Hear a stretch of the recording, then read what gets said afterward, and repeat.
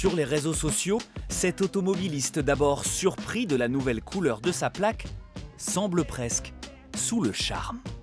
Le noir sur le rose comme ça, franchement ça rend plutôt pas mal. Pour ce propriétaire d'un véhicule de collection en revanche, la plaque rose est une faute de goût évidente. Je pense qu'ils auraient pu trouver donc une couleur, on va dire, plus opportune, on va dire, pour les voitures vertes. Pour les voitures vertes et pour les voitures anciennes, voilà. Ces plaques roses en circulation depuis le 1er janvier concernent deux catégories. Les véhicules neufs en attente de carte grise et les véhicules immatriculés à l'étranger. Ces plaques sont provisoires et doivent apparaître sur la voiture pendant 4 mois. Leur spécificité, la couleur bien sûr, mais aussi ces 4 chiffres qui correspondent à la date de validité maximale. Avant, ces plaques temporaires étaient blanches, sans aucune date.